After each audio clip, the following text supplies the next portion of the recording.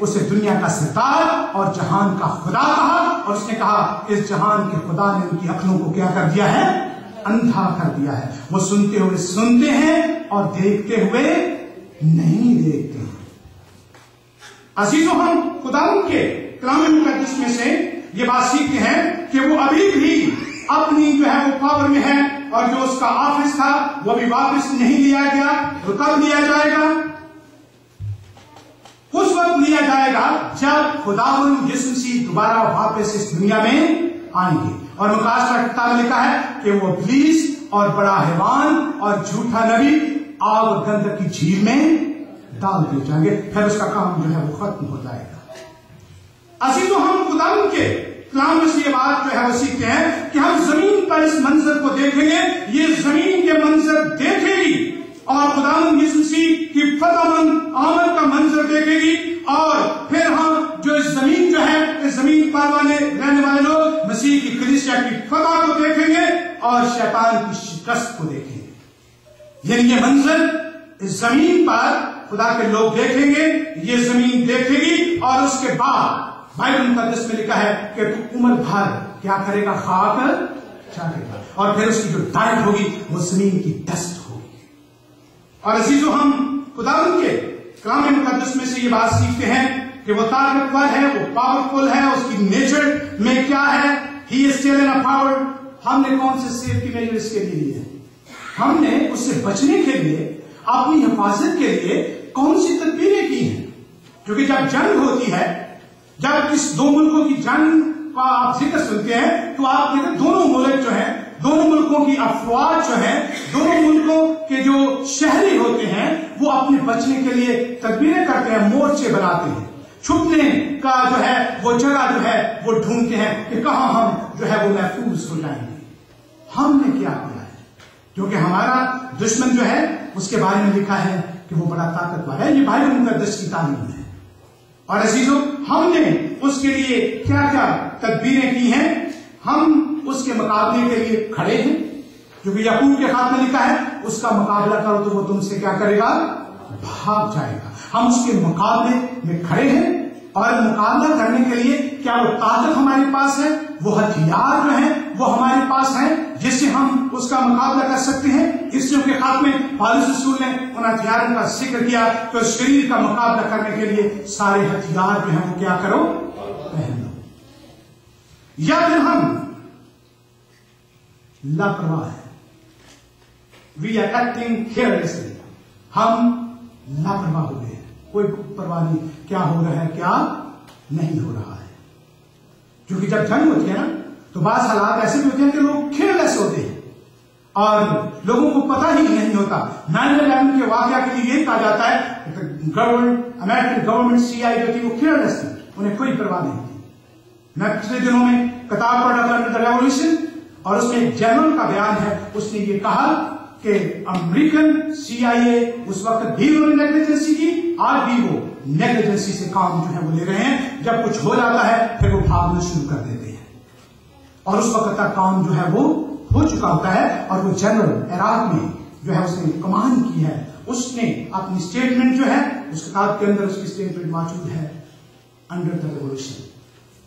तो हम क्या करते हैं कि जब सर से पानी गुजर जाता है उस वक्त भागना शुरू करते हैं, या हम सोए रहते हैं और हमें परवाह नहीं होती है, या फिर ये है कि वी कंप्रोमाइज विद हिम, हम उसके साथ क्या कर लेते हैं?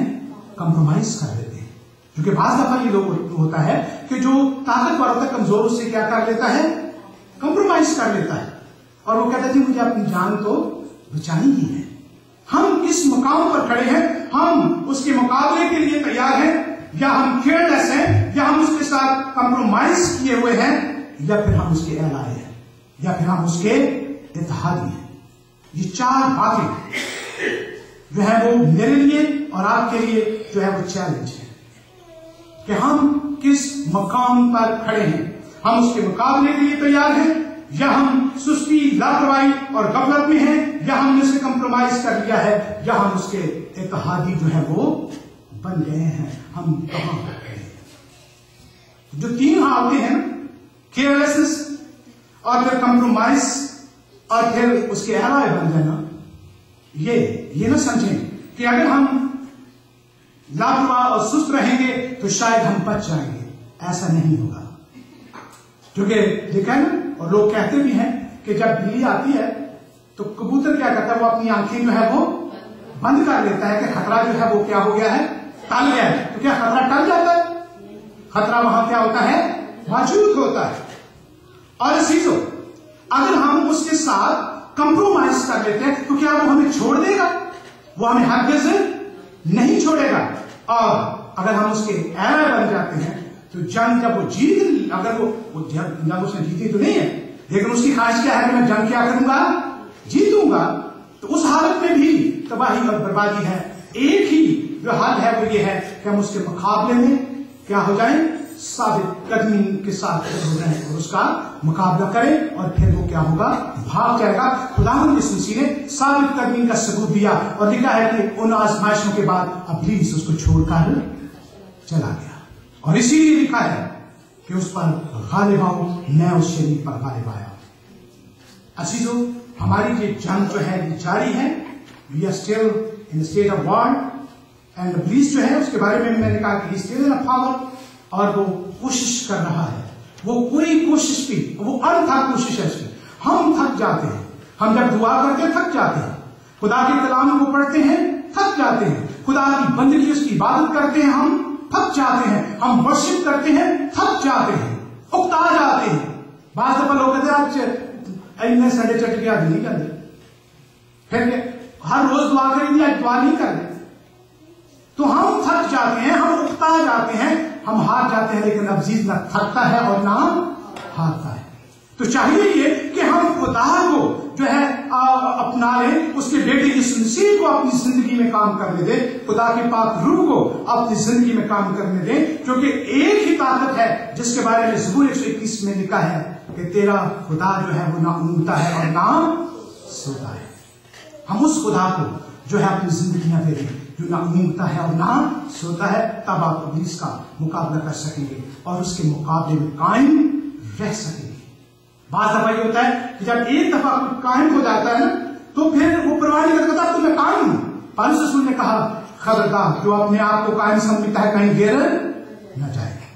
तो हमें अपनी उस हालत में कंटिन्यूसली रहना होगा, मतवार उस हालत में रहना होगा और उसकी चालों को समझना होगा, क्योंकि बास दफा वो नूरानी फरिश्ते की सूरत में भी हमारे पास आ सकता है और वो बड़ी अच्छी अच्छी तदबीरें और बड़ी अच्छी अच्छी डायरेक्शन भी हमें दे सकता है, लेकिन ईमानदारों को उसकी चालों को समझना चाहिए।